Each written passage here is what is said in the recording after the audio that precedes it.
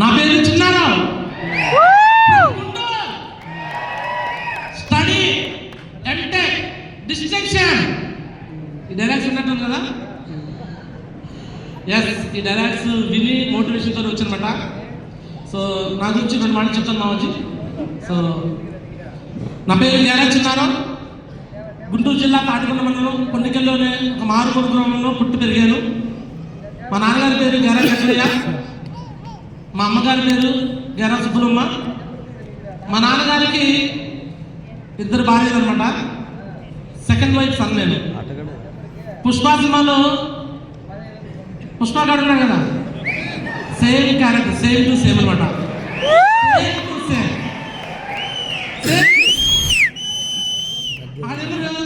2019లో వచ్చిన reel story, ఇదేమో 2019లో వచ్చిన రియల్ స్టోరీ అనమాట. Real story. అందరికీ ఒక అమ్మ ఆశీర్వాదం ఉంది, బట్ గ్యారా చిన్నారావుకి ఇద్దరు అమ్మల ఆశీర్వాదం ఉంది. మా నాన్న ఇద్దరు భార్యలు చేసుకున్నారు అని చాలా మంది చులకన చూశారు. కానీ ఈరోజు మా ఇద్దరు అమ్మలు ఆశీస్సులతోనే ఈరోజు గ్యారా చిన్నారావు ఇంత పెద్ద పొజిషన్లో ఉన్నారన్నమాట. ఒకసారి మా అమ్మ వాళ్ళ ఇద్దరి కోసం కూడా అందరూ మిట్లాకండి.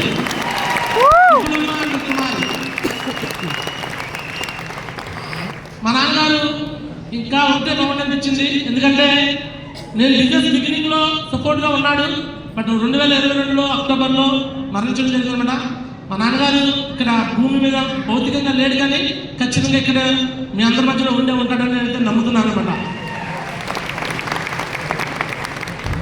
చిన్నారావుని చాలా మంది చూస్తూ ఉంటారు. మా ఫ్రెండ్స్ కూడా నన్ను అంతా గైడ్ చేస్తూనే ఉంటారు. చాలా ఫైటింగ్ స్పిరిట్ ఎక్కువ ఉంటుంది అనమాట. జనరల్ చెప్పాలంటే ఈ ఫైటింగ్ స్పిరిట్ ఇక్కడ నుంచి కాదండి.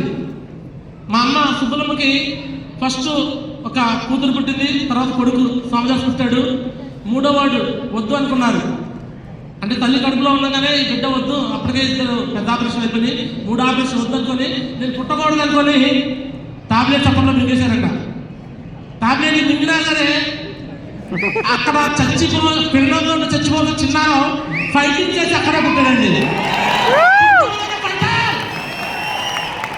తల్లి కడుపులో ఉండగానే ఎలా పుట్టాడు అందరికి ఆశ్చర్యం వేసింది. చాలా మంది నల్లకున్నారంట కదా, ఆ టాబ్లెట్ ఎఫెక్ట్ నల్లకొట్ట.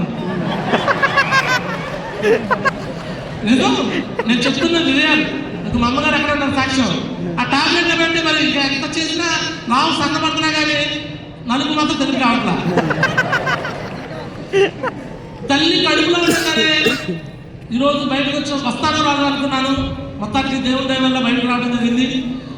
చిన్నప్పటి నుంచి మా ఫ్యామిలీ బ్యాక్గ్రౌండ్ మీకు చెప్పేశాను. అందరూ ఫ్రెండ్స్ సర్కిల్లో ఎలా ఉంటారంటే సరదాగా ఆడుకుంటారు, అటు ఇటు తిరుగుతుంటారు. బట్ నేను ఎటు వెళ్ళేవాడిని కాదు. వెళ్ళడానికి ఎందుకు ఉండేది కాదంటే ఇన్సెక్యూరిటీ ఫీలింగ్ ఏదో అంటూ ఉన్నారు.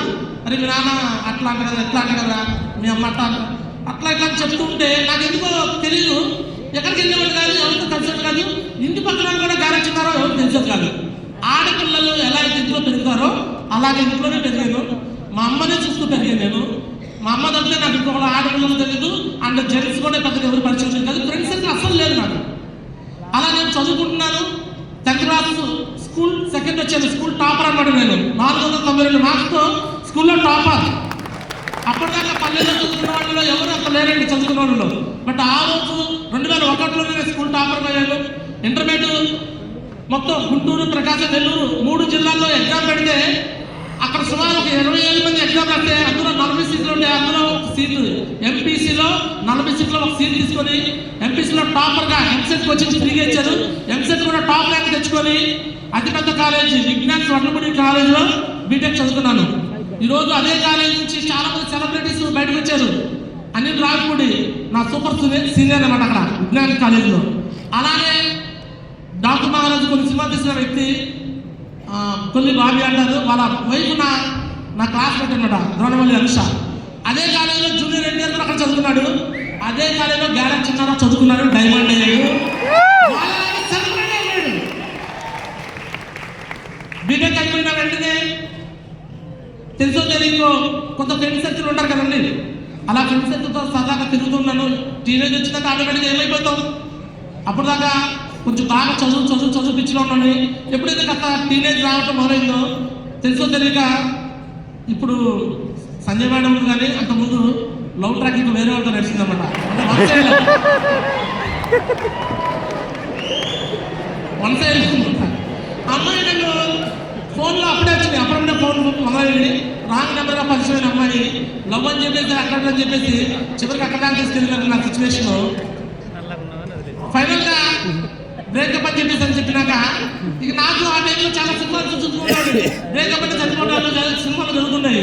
నేను కూడా అలాగే అనుకోని ఒక జాండీస్ ఎఫెక్ట్ రాగానే చనిపోయాను అనే సిచ్యువేషన్ వచ్చేసింది. ఇక్కడే ఉన్నారన్నమాట మా బ్రదర్ స్వామిదాస్ కానీ శ్రీనివాస్ కానీ ఆ టైంలో హాస్పిటల్లో జాయిన్ చేయించారు. ఇప్పుడు మా ఊరు నుంచి కొంతమంది వచ్చారు కదండి ఈ డైమండ్ ఫంక్షన్కి. అప్పుడు 2005లోనో 2006లోనో నాకు గుర్తులేదు. నేను చనిపోయాను అనుకొని వార్త మా ఊరు మొత్తం వ్యాపించింది. చచ్చిపోయాడు అనుకొని చూడటానికి వచ్చారు గుంటూరు గవర్నమెంట్ హాస్పిటల్కి. ఇది 2వ బతకడం. అప్పుడు దేవుడి కోసం నిజంగా ఎంత చెప్పినా తక్కువ మళ్ళీ ఇచ్చాడు నన్ను. సో నేను ఇక అనిపించింది నాకు ఇదంతా లవ్ అంటే ఇదంతా ఫేక్, తల్లి లవ్ అంతేగాని ఇలాంటి లవ్లు వద్దు అనుకున్నాను.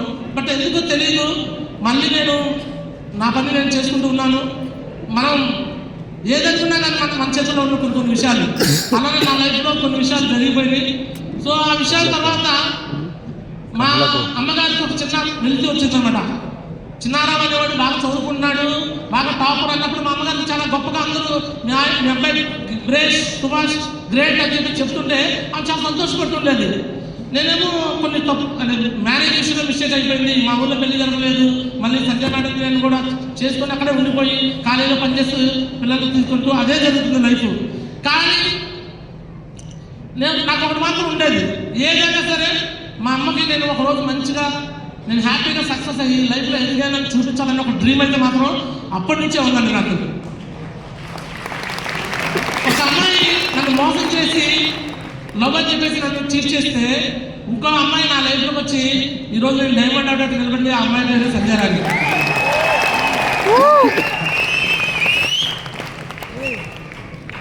నిజమండి, జనాలు చాలా మంది చెప్పుకుంటుంటారు మన గురించి, ముందు వెనక రకరకాలుగా మాట్లాడుకుంటుంటారు. బట్ ఏ రోజు నా గురించి ఎన్ని చెప్పినా సరే సంజయ్ మేడం మాత్రం ఏ రోజు నా గురించి తప్పుగా అనుకోలేదు. బ్లైండ్గా నన్ను నమ్మేసి నాతో పాటు నిలబడి ఈరోజు ఈ డైరెక్షన్షిప్ దాకా వచ్చానంటే కేవలం నా వైఫ్ సంజయ్ మేడం అన్నమాట. అందుకోసం బిగ్ క్లాస్ ఉంటుంది. బిఫోర్ సేఫ్ షాప్ మ్యారేజ్ చేసుకొని ఇంకా చాలా పనులు, ఇంకా నేను లైఫ్లో ఎదగాలని తప్పనుంది కదా. హాస్టల్ పెట్టాను, హోటల్ పెట్టాను, కర్రీ పాయింట్ పెట్టాను, రెస్టారెంట్ పెట్టాను. ఇందాక డాన్స్లో బ్యాక్గ్రౌండ్ చూపించా కదా, అవన్నీ నా లైఫ్లో జరిగినవే. రియాలిటీ ఒక పని కాదండి, ఒక పని కాదు. కనిపించిన ప్రతి పనిలో కూడా దూరిపోయేవాడిని. ఎందుకు దూరిపోయేవాడిని అంటే దేంట్లో సక్సెస్ వచ్చిందో నాకు తెలియదు కదా. ఈ పని చేస్తే సక్సెస్ వచ్చినేమో, ఇది చేస్తే సక్సెస్ వచ్చినేమో, అది చేస్తే సక్సెస్ వచ్చినేమో అంటే ఈ పని వదిలేసి ఆ పని చేయను. మళ్ళీ ఇది అది రెండు కలిపి చేస్తా. కాలేజీలో లెక్చరర్ చేస్తాను, హాస్టల్ పెట్టాను, హోటల్ పెట్టాను, కర్రీ పాయింట్ పెట్టాను, రెస్టారెంట్ పెట్టాను. మా కాలేజీలో స్టాఫ్ అంటారు ఇచ్చే ఇన్ని పనులు చేస్తాను నువ్వు, ఇక చాలా తెలివి లేకుండా ఎందుకు ఇంత పనులు చేస్తాను అంటున్నాడు. ఎందుకు చేస్తున్నానంటే నా లైఫ్లో నేను మిస్ అయింది ఒకటి, మా తల్లికి మా ఊళ్ళో ఒక మంచి పేరు, మా నాన్నకి ఒక మంచి పేరు తీసుకురాలేకపోయాను. ఆ పేరు తీసుకురావాలంటే ఏదైనా సాధించుకొని మళ్ళీ మా ఊళ్ళో ఆ రోజు ఫిక్స్ అయిపోయింది. 2006-7లోనే బయటకు వచ్చేసాను. 2007 నుంచి కాలేజీలో లెక్చరర్గా పనిచేస్తున్నాను. చదువుకుంది బీటెక్ ఎంటెక్ కాలేజీలో ప్రొఫెసర్గా పనిచేస్తూ ఉన్నాను. బట్ లైఫ్లో ఎన్నో పనులు చేస్తున్నా కానీ దేంట్లో సక్సెస్ రావట్లేదండి. అనుకోకుండా సేఫ్ చెప్పిన అవకాశం ఒక అన్నోన్ పర్సన్ ద్వారా నాకు వచ్చిందండి. బిగ్ లైఫ్ అండి. సేఫ్ చెప్పిన అవకాశం రావడం కూడా నిజంగా అదృష్టం ఉంటేనే వచ్చిందండి. మామూలుగా అయితే రాదండి, అల్లా తప్ప వాళ్ళకి రాదు. అదృష్టం ఉంటేనే వచ్చింది, అదృష్టం ఉంటేనే ఇదే రాదు ఉంటేనే వచ్చిందండి. చాలా మంది ఏదైనా అవకాశం వస్తే వద్దు వద్దు వద్దు అంటారు. బట్ గారా చిన్నారాకు ఒక ఆపర్చునిటీ వచ్చింది వద్దన్నాడు. దేంట్లో ఏ పుట్లో ఏ పాము ఉందో తెలియదు కదా, ప్రతి దాన్ని పట్టుకుంటాడు, ప్రతి దానిలో వేలు పెట్టాడు. అదేవిధంగా వేలు పెట్టేస్తే సేఫ్ షాప్లో. మీ అందరికీ సేఫ్ షాప్లో జాయిన్ అయిన తర్వాత ఏదో ఒక మీటింగ్లో ఎవరో అప్లై ద్వారా ఒక బీజం పడింది, ఎవరో చూసి కమిట్మెంట్ ఇస్తున్నారు. బట్ గారా చిన్నారాకి బీజం పడిపోయింది. మన గ్రేట్ మెంటర్ వికాస్ మహారాజ్ దిశాలో ఉంది. దిశాలో వికాస్ గురించి ఫస్ట్ టైం చూడటం జరిగింది. ఆ రోజు కమిట్మెంట్ ఇస్తున్నాను, బతికితే అలా బతకాలా, లైఫ్ అంటే అది అలాంటి అప్పుడు దాకా హాస్టల్ హోటల్ కర్రీపండి రెస్టారెంట్ ఎన్నో పనులు చేశాను. ఏ రోజైతే దిశకు వచ్చినో ఆ రోజు డిసైడ్ అయిపోయి మొత్తం పక్కన పెట్టేసి ఓన్లీ సేల్ షాప్ అండి. నేను సేల్ షాప్లోకి వచ్చిన తర్వాత ఫస్ట్ 3 నెలలు 6 నెలలనే కరోనా టైం వచ్చేసింది. చూడండి నా సిచ్యువేషన్. పుట్టేటప్పుడే చచ్చిపోవాలని మందులు వేస్తుంది మా అమ్మ. ఎవరి ప్రాయంలో మళ్ళీ ఒక చనిపోయే స్థితిలో లేదు. సేల్స్లోకి వచ్చాను. మళ్ళీ ఇక్కడ కూడా సిచ్యువేషన్ చూడండి. కరోనా టైం 3 నెలలు 4 నెలలు అయింది సేల్స్లోకి వచ్చి కరోనా వచ్చేసింది. కరోనా రాగానే జనాలందరూ ఎలా ఉన్నారు, మనకి ఇది నడవదు, ఈ బిజినెస్ లేదు, ఇంకా అయిపోయింది, అది ఇది ఎన్నో మాటలు చెప్పొచ్చారు.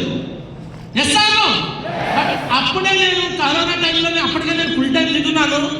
ఎవరైనా చెప్పినా సరే నా మైండ్లో ఒకటే ఉందన్నమాట, 100% మన మహాగురువులు ఏదైతే చెప్పారో అది నేను ఖచ్చితంగా జూమ్లో నేర్చుకుంటూ జూమ్లో 1 by 1 ఫాలో అవుతూ ఈరోజు డైమండ్ దాకా వచ్చానండి. బిగినింగ్లో ఈ బిజినెస్లకి చాలా మంది నాకు అప్లైన్ సపోర్ట్ లేదు అంటుంటారు కదా. అప్లైన్ సపోర్ట్ అంటే ఇక్కడ వచ్చి అప్లైన్ ఎవరు వచ్చి ఏదో ప్లాన్ ఫాలో దానికోసం కాదండి. అప్లైన్ నుంచి ఒక మంచి గైడెన్స్, నువ్వు ఇలా చేయి గైడెన్స్ ఇచ్చాలండి. అదే చాలా 100 రెట్లు గొప్పండి.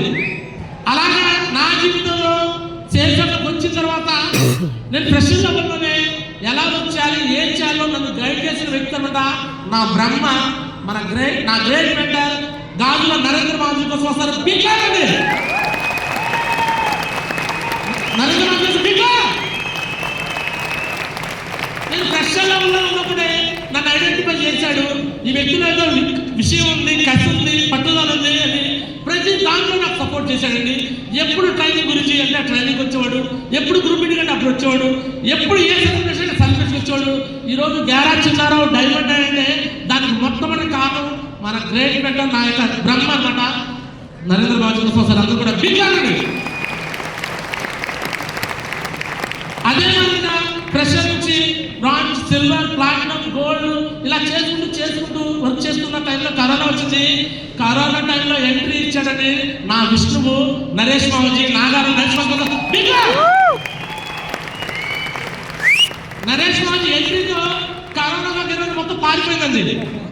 కరోనా టైంలో జూమ్లో కూర్చొని గైడెన్స్ ఇవ్వడం, ఎలా వచ్చాలి, ఏం చేయాలి అన్ని నేర్పిస్తూ ఈరోజు గ్యారాజ్ చిన్నారావు అనే వ్యక్తి వరుసగా 14 కాంటెస్ట్లు కంటిన్యూగా విన్ అయ్యే కారణం మా గ్రేట్ మెంటర్ నరేంద్ర గురించి, నరేష్ గురించి అండ్ పెద్దింటి శ్రీనివాస్ గురించి. ఇంకొక వింటానండి. నరేంద్ర గురించి నాకు బ్రహ్మ అయితే, నరేష్ గురించి నా విష్ణు అనమాట. అండ్ ఈ ఇద్దరి కన్నా నాకు ఇందాక స్టార్టింగ్ చెప్పాను, ఈరోజు స్టార్టింగ్ స్పీచ్ మొదలుపెట్టాను. నా పేరు చిన్నారావు ఫ్రమ్ గుంటూరు. ఈ డైలాగ్ ఎవరైనా తెలుసా? నా పేరు పెద్దింటి శ్రీనివాస్ ఫ్రమ్ పటాన్ చెరువని. ఇలా ఇదే పైన ఇదే గురించి మొదలుపెట్టిన మన గ్రేట్ మెంటర్ కదా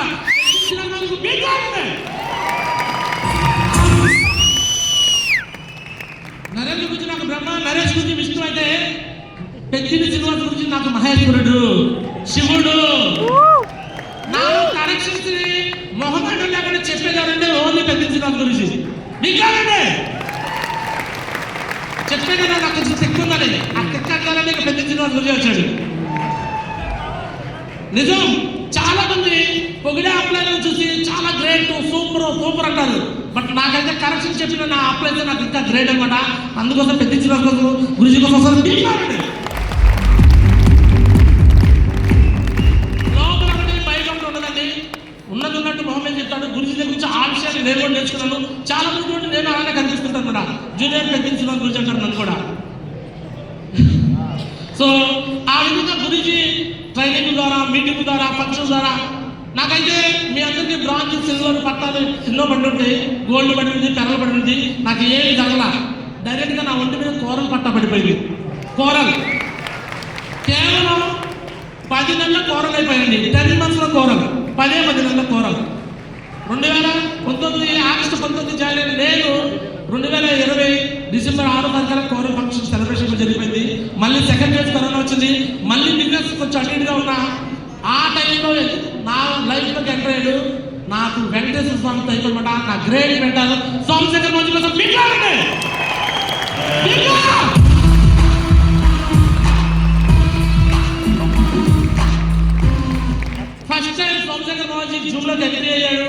ఏంటి ఎవరితో నాకు కొన్ని కరెక్షన్ చెప్పాడు.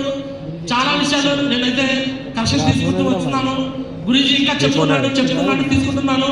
గురూజీ నాకు టైం కావాలన్నప్పుడల్లా నాకు ఆ టైంలో నేను టోపాల్లో ఉన్న వ్యక్తిని గురూజీ టైం పెద్ద డైవర్స్కి డబల్ డైవర్స్ కూడా దొరకదు. అలాంటి టైంలో కూడా నాకు ప్రతి మీటింగ్, ప్రతి ఫంక్షన్, ప్రతి సెమినార్, ప్రతి దాంట్లో టైం ఇచ్చి ఈరోజు గ్యారెంటీ డైమండ్ అంటే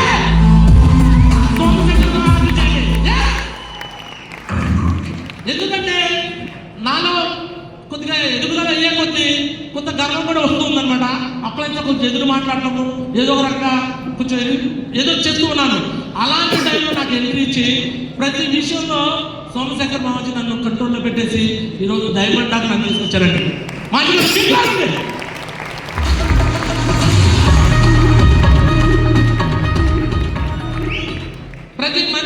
ప్రతి మనిషికి లైఫ్లో ఒక గురువు అంటూ ఉండాలండి.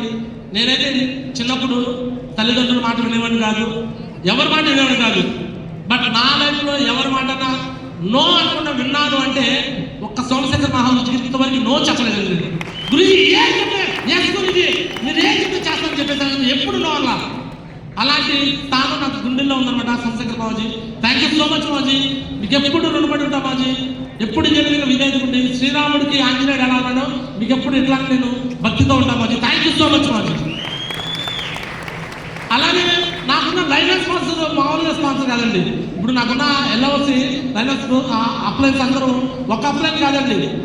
నాకు దిశా పాయింట్ ఆఫ్ వ్యూలో మన గ్రేట్ మెంటర్ అభిషేక్ మాజీ 2 నిమిషాలు నా టీంకి ఇచ్చేసి ఈరోజు అటు ఇటుగా ఉన్న టీంని ఒకసారి హైలో తీసుకొచ్చినప్పుడు మన గ్రేట్ మెంటర్ అభిషేక్ మాజీ ఒక్కొక్క అప్లైన్ నుంచి ఒక విషయం నేర్చుకుంటూ వచ్చానండి.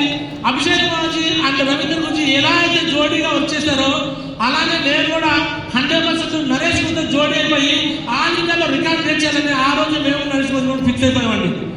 రవీంద్ర మాజీ నాకు జూమ్ ద్వారా టైం ఇచ్చుకుంటూ చాలా సార్లు ఎంకరేజ్గా టైగర్ నువ్వు చేయగలవు, ప్రతి కాంటెస్ట్ విన్ అయిన పాల్గొన్నప్పుడల్లా 100% టైగర్ నువ్వు చేయగలవు, నువ్వు డైమండ్ అవుతావు, నువ్వు ఇంకా చాలా చేస్తావని నన్ను ఎంకరేజ్ చేస్తున్నాను. మన గ్రేట్ మెంటర్ రవీంద్ర గురించి వస్తుంది బిట్లాగండి. ఇలా వచ్చేస్తున్నాను. కరోనా ఫస్ట్ ఫేజ్ వచ్చింది, సెకండ్ ఫేజ్ వచ్చింది, టార్గెట్ విన్ అవుతున్నాను. చాలా మంది అండి బిజినెస్లో నేను వెళ్ళేది ప్లాన్ చెప్పాను, నాకు నో వచ్చింది, నాకు అట్లా అన్నారు ఇట్లా అన్నారు అని చెప్తుంటారు. నిజం చెప్పాలంటే నాకు పెద్ద బాధ అనిపించలా. ఎదుటోళ్ళందరూ నో నో అంటే భయపడి బిజినెస్ ఆపేస్తుంటారు. చాలా కష్టం అనుకుంటారు, సేఫ్ షాప్ని చాలా కష్టమైన పని అనుకుంటారు. బట్ గ్యారెంటీ నాకు కష్టం అనిపించలా. ఎందుకు కష్టం అనిపించలేదంటే సేఫ్ షాప్ కన్నా ముందే నేను హాస్టల్ హోటల్ కదిపండి రెస్టారెంట్ చేస్తూ కాలేజీలో అడ్మిషన్ వర్క్ అప్పట్లో చేస్తూ ఇదే ఫీల్డ్ వర్క్ అప్పట్లో చేశాను. ఇంటికెళ్ళి పిల్లలు చేర్పించుకుంటాకే అడుగుతూ ఉండేవాడిని. వాళ్ళు కూడా అప్పుడు నో అనేవాళ్ళు. నాకు సేమ్ ప్రాసెస్ అనిపించింది. అక్కడ ఏదైతే నో అంటే రిజెక్షన్ నేను బాధపడలేదు, ఇక్కడికి వచ్చినప్పుడు నాకు పెద్ద బాధ అనిపించేది కాదు. బట్ అక్కడ 10 ఏళ్ళ పాటు నేను కాలేజీలో పనిచేసిన, అడ్మిషన్ చేసిన, ఎన్ని చేసిన నా లైఫ్ ఏం వల్ల అదే పాత స్పెండర్ ప్లస్ డొక్కు బైక్ తిరిగేవాడిని. అదే గ్యారెంటీనారావు ఇక్కడికి వచ్చి బిజినెస్లో ప్లాన్ చెప్తూ ఫాలోఅప్ చేస్తూ రీడింగ్ చేస్తూ ఇద్దరు నో అన్నీ ఎస్ అన్నీ ఏమన్నా కానీ ముందుకెళ్తూ నడుచుకుంటూ ఇదే బిజినెస్లో కేవలం 5 సంవత్సరాల డైమండ్ అయిపోయి ఆల్ ఇండియాలోనే రికార్డ్ బ్రేకింగ్. ఒక ఇంట్లో నుంచే ఈరోజు నెక్స్ట్ 5 డైమండ్స్ రెడీగా అయిపోతున్నారండి ఇదే స్టేజ్.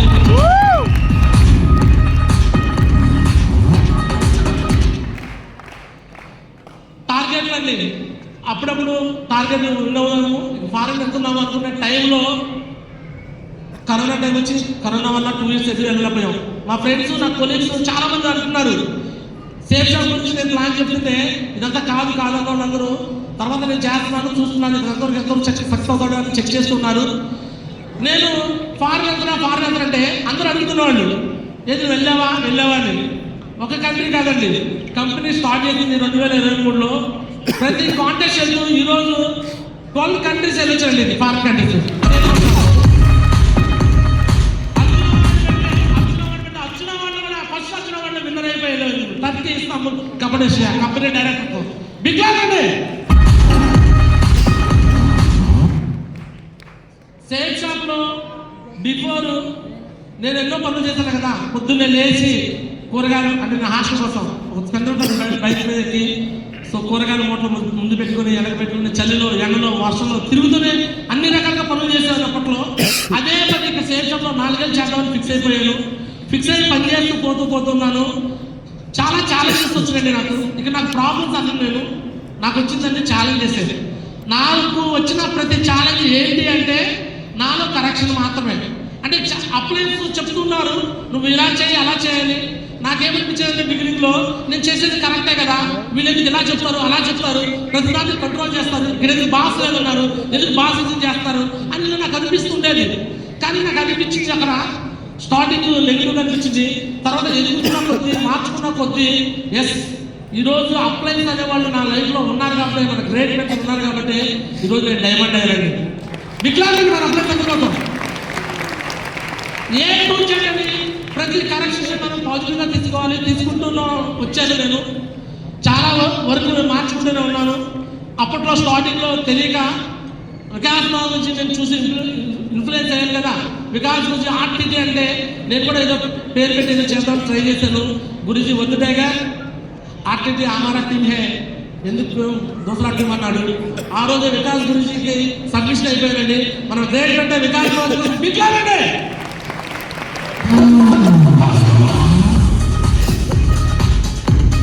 వికాస్ మాల్జీ ఏ విధంగా అయితే ఇండియా లెవెల్లో నెంబర్ 1 అవుతున్నాడో అయ్యాడో, సేమ్ టు సేమ్ గ్యారెంటీ ఉన్నారు.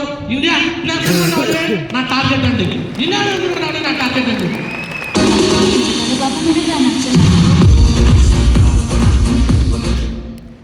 వర్క్ చేస్తున్న ప్రాసెస్లో కొద్ది రోజులు చేసి కొద్ది రోజులు మానేసే ప్రాసెస్ కాదండి నాది. నేను సేల్స్ జాబ్లో ఎంట్రీ అవడమే నేను ఇంకా సేల్స్ జాబ్లో నా లైఫ్ అని చెప్పి ఫిక్స్ అయిపోయాను. ప్రతిరోజు పొద్దున్నే 3:30-4 గంటలకు లేవడము, రెడీ అయిపోవడము, జూమ్ క్లాస్ పెట్టడము, అప్లైన్తో డౌన్లైన్తో కమ్యూనికేషన్ చేయాలి.